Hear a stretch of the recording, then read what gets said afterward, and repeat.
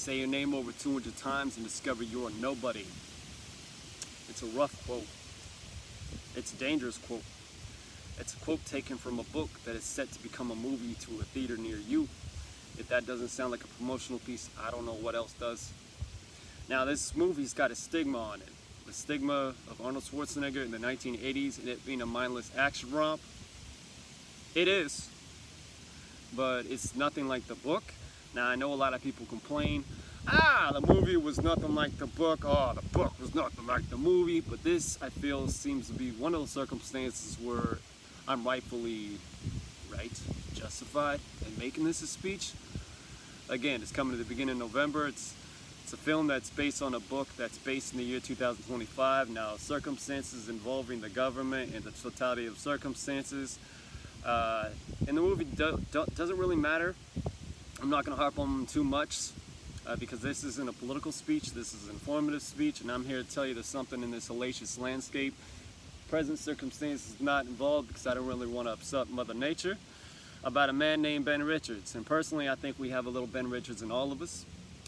Now, I was raised on reading books. My mother and my father. My father had a whole thing of books. My mother had her whole thing of books. She had a whole shelf dedicated in tribute to Stephen King. It's probably something I should have been reading when I was a kid, but I couldn't get enough of it. Every single book of my dad's and my mom's, I was just pulling off the shelves and I was just, let's read, let's do it. Now, let's see. I've read the book no less than about 15 to 17 times, and that is not an exaggeration. In this speech, I'm going to inform you about the looming movie on the horizon, The Running Man. I consider myself a subject matter expert in this. That is something I wrote down. It sounds very nerdy saying it, but that's all right.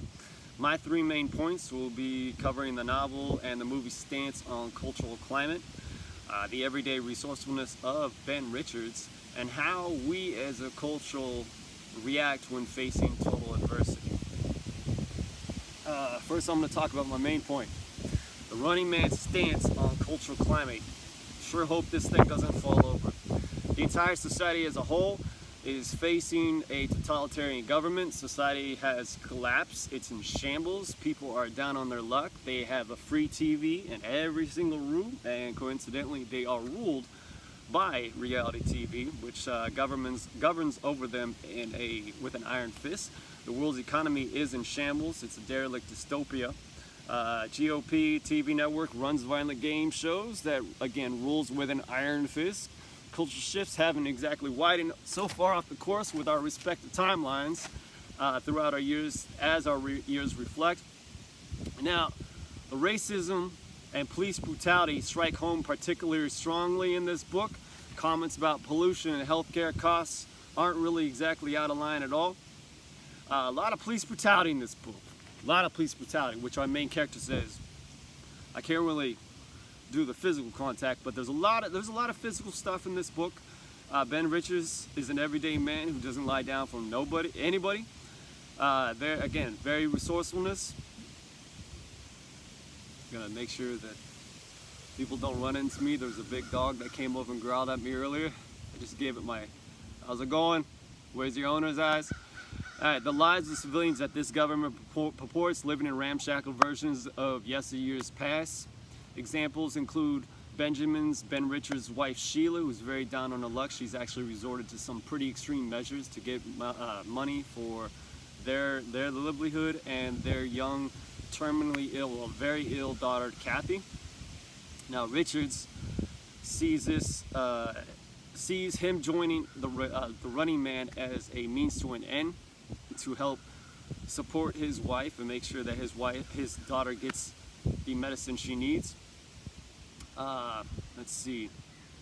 The character of Amelia, who is introduced as one of society's well-off characters, who ends up becoming a very well-meaning supporting character, who starts off hating Ben Richards' guts because she follows reality TV, she follows society's or the mainstream media's, in the books, mainstream media's narrative, and is totally on that track and can't see. She's got blinders on, tunnel vision, and once she comes across Richards and his plight, she starts to understand and have empathy for Ben Richards, and She ends up becoming one of the coolest characters, though. She starts off as kind of a nonce. Now, all right, I went over here. There's a direct quote from the book here. The brainwashing of many of the characters was scary.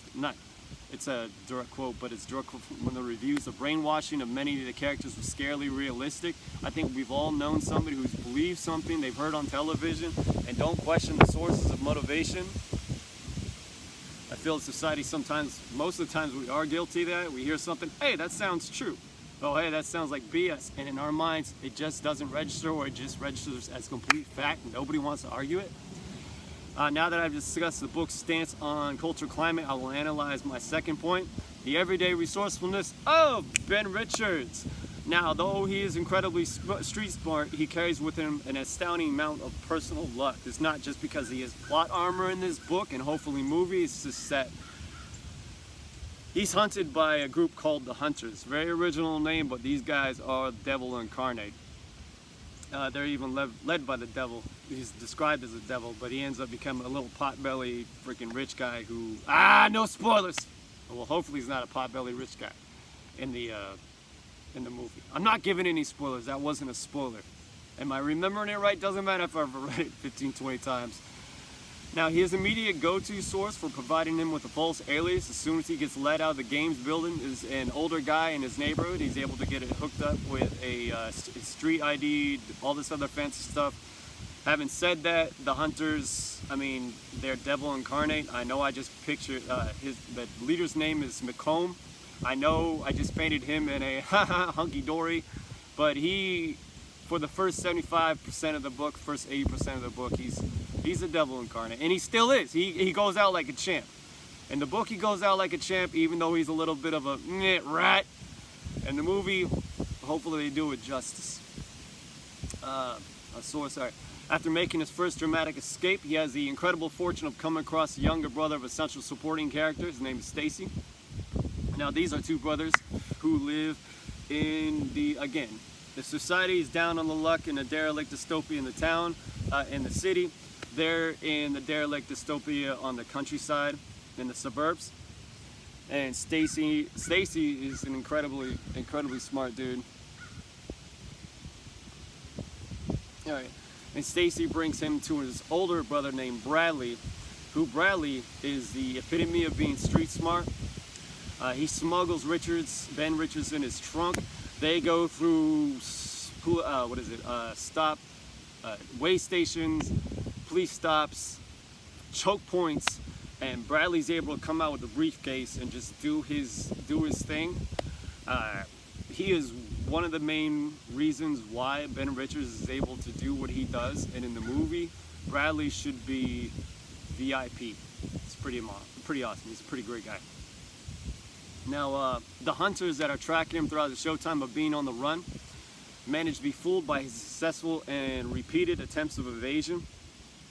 Now, his very first experience in a really run-down hotel. It's a really bad hotel, but he's able to get out. In the movie, in the book, it's pretty.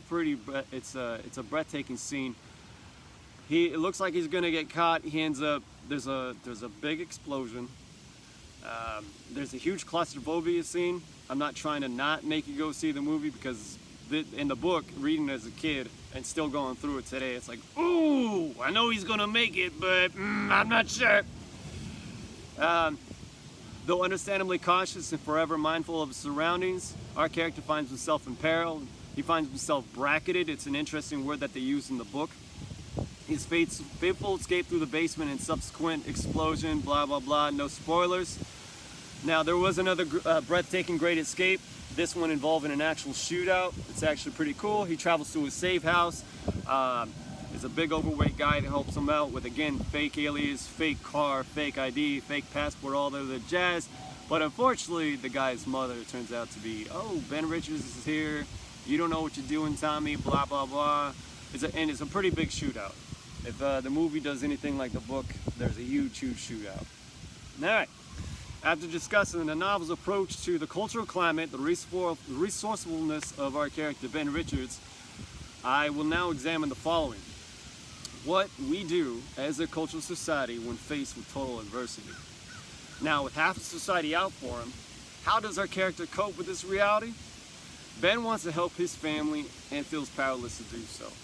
I believe that we've all felt that in one way or another. We continue to truck through regardless of the circumstances. We're flexible and adaptable. I hate using that quote, but that's what we are. In the end, we all know it boils down to one thing: keep moving forward. Always moving forward. I'll be wearing that shirt right now, but instead I got a turtle. I figured the turtle would be good for the mother nature out here. Alright, and what ultimately drives Benjamin Richards to this life-altering situation? I feel that it reflects us, that he couldn't find a job because of the way he'd been branded and perceived, but did what he could do to provide and survive. In many ways, he's the everyman man of this world. When everything seems to be coming down around us, we buckle down with the mindset of taking all comers. Now, in the movie Benjamin Richards, in the book Benjamin Richards and Amelia seem to be down at the end of the road, but Richards improvises. I feel we have that we as human beings have that great ability to do that, to improvise, to adapt, and to overcome. Now, with quick thinking in the book, Ben Richards creates a scenario where he threatens hunters with high-end explosives. That should be very, very fun to watch in the movie. In the end, alright, no, what ends up happening is truly, truly heartbreaking, groundbreaking, and a complete tonal shift from the entire events of the movie and the book. Don't fall over, we're almost done here, just stay in there. I feel that that's the same in life. We've got our first act, second act, and our third act. We just keep trudging forward no matter the circumstances. Now, today I've talked about the looming movie of the year on the horizon, The Running Man, coming November, the beginning of November. We've discussed his stance on cultural climate. We've discussed the everyday resourcefulness of Ben Richards. And we've discussed how as a culture we do when we face with total adversity and the comparisons and contrasts with Benjamin Richards, Amelia, his wife, and their daughter Kathy. Now, since reading this novel, I've felt a seismic shift on how I approach life, keeping our resourcefulness, remembering the quote, say your name over 200 times to discover you are nobody, never taking life for granted, and living each day as if it were your last. I really appreciated this book, how it's made me feel throughout the years, and I'm really super looking forward to the movie coming out. And I want to thank you all for listening.